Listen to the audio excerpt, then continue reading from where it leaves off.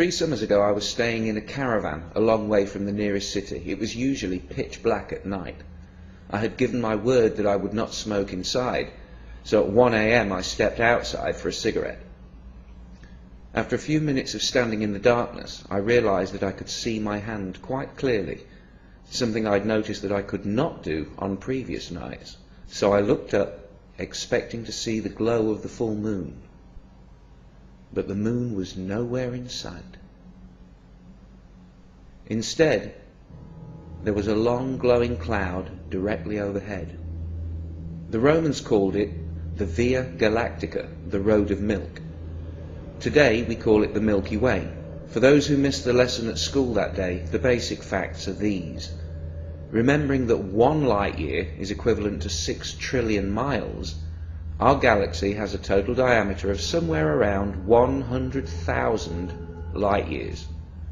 Our Sun is located towards the edge of one of the galaxy's spiral arms, about 26,000 light years out from the central bulge of the galaxy. It takes 200 to 250 million years for the Sun to complete 1 orbit of the central bulge. Surrounding the galaxy, above and below the disk, in a spherical halo, there are approximately 200 globular clusters, which may contain up to 1 million stars each. The Milky Way itself contains 200 billion stars, give or take. These numbers are essential to understanding what a galaxy is, but when contemplating them, some part of the human mind protests that it cannot be so. Yet an examination of the evidence brings you to the conclusion that it is. And if you take that conclusion out on a clear, dark night and look up, you might see something that will change your life.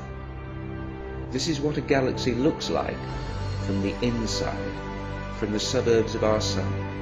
Through binoculars, for every star you can see with your naked eye, you can see 100 around it, all suspended in a grey-blue mist.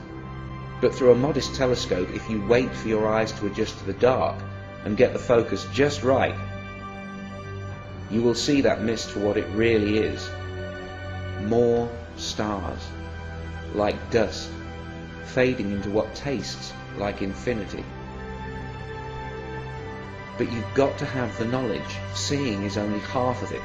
That night 3 years ago, I knew a small part of what's out there. The kinds of things, the scale of things, the age of things, the violence and destruction, appalling energy, hopeless gravity, and the despair of distance.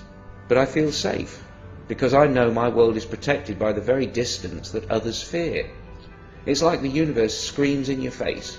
Do you know what I am, how grand I am, how old I am? Can you even comprehend what I am? What are you compared to me? And when you know enough science, you can just smile up at the universe and reply, dude, I am you. When I looked at the galaxy that night, I knew the faintest twinkle of starlight was a real connection between my comprehending eye along a narrow beam of light to the surface of another sun. The photons my eyes detect, the light I see, the energy with which my nerves interact, came from that star. I thought I could never touch it, yet something from it crosses the void and touches me. I might never have known. My eyes saw only a tiny point of light, but my mind saw so much more. I see the invisible bursts of gamma radiation from giant stars converted into pure energy by their own mass, the flashes that flashed from the far side of the universe long before Earth had even formed. I can see the invisible microwave glow of the background radiation left over from the Big Bang. I see stars drifting aimlessly at hundreds of kilometers per second, and the space-time curving around them. I can even see millions of years into the future. That blue twinkle will blow up one day, sterilizing any nearby solar systems in an apocalypse that makes the wrath of human gods seem pitiful by comparison. Yet it was from such destruction that I was formed. Stars must die so that I can live. I stepped out of a supernova. And so did you.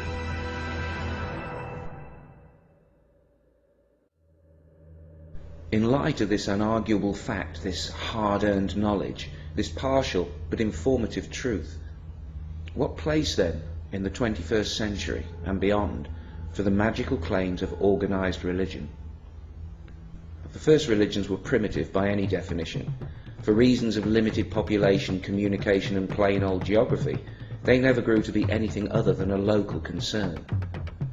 But religions mutate in time and grow in sophistication as each generation of holy men learn what works and what doesn't, what makes people obedient and what causes rebellion, what ideas people can easily escape and which will haunt them until they have to pray just to stop the nagging fear. When populations grew, due to the slow but steady growth of knowledge, as if confronted by a bumper harvest, the religions went into an arms race with each other, from gods of wind and thunder and sea. The threats, incentives and claims of power escalate until every dominant organized religion has a god that is all-powerful, all-loving, all-seeing, and words like infinity and eternity are deployed cheaply, while all other words are open to abuse until they mean exactly what the religions want them to mean. That night under the Milky Way, I, who experienced it, cannot call the experience a religious experience, for I know it was not religious in any way. I was thinking about facts and physics, trying to visualize what is, not what I would like there to be. There's no word for such experiences that come through scientific and not mystical revelation. The reason for that is that every time someone has such a mindgasm, religion steals it, simply by saying, you had a religious experience. And spiritualists will pull the same shit. And both camps get angry when an atheist like me tells you that I only ever had these experiences after rejecting everything supernatural. But I do admit that after such experiences, the moments when reality hits me like a winning lottery ticket, I often think about religion and how lucky I am that I am not religious. You want to learn something about God? Okay. This is one galaxy. If God exists, God made this. Look at it, face it, accept it, adjust to it, because this is the truth, and it's probably not going to change very much.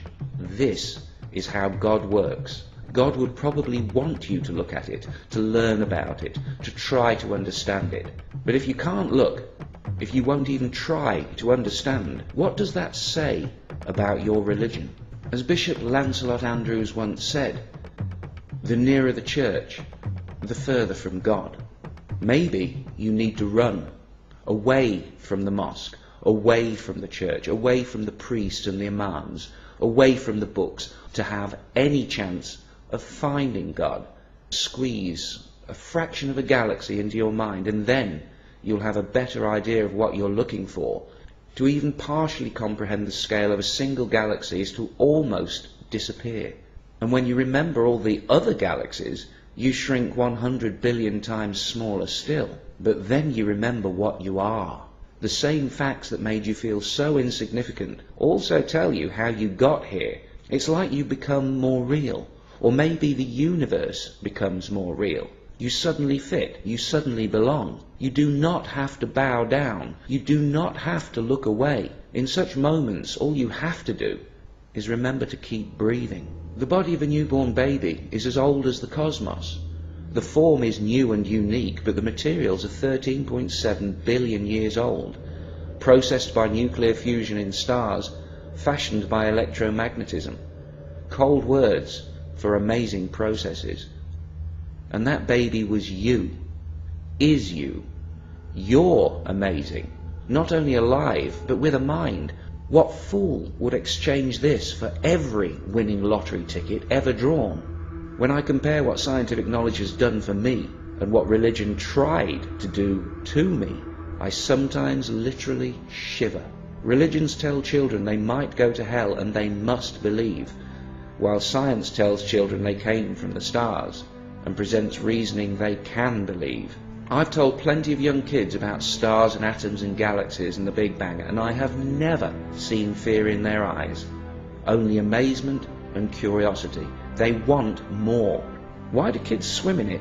and adults drown in it? What happens to reality between our youngest years and adulthood? Could it be that someone promised us something so beautiful that our universe seems dull, empty, even frightening by comparison? It might still be made by a creator of some kind, but religion has made it look ugly. Religion paints everything not of itself as unholy and sinful, while it beautifies and dignifies its errors, lies and bigotry, like a pig wearing the finest robes. In its efforts to stop us facing reality, religion has become the reality we cannot face. Look at what religion has made us do to ourselves and to each other. Religion stole our love and our loyalty and gave it to a book, to a telepathic father that tells his children that love means kneeling before him. Now, I'm not a parent, but I say that those kids are going to turn out messed up. It cannot be healthy for a child or a species. We were told long ago, and for a long time, that there was only the earth, that we were the centre of everything. That turned out to be wrong. We still haven't fully adjusted. We're still in shock. The universe is not what we expected it to be. It's not what they told us it would be. This cosmic understanding is all new to us, but there's nothing to fear. We're still special. We're still blessed. And there might yet be a heaven. But it isn't going to be perfect, and we're going to have to build it ourselves. If I have something that can be called a soul that needed saving, then science saved it from religion. Some people find it really very depressing that the universe can only support life for another 30 billion years. 30 billion years. Are you fucking kidding me?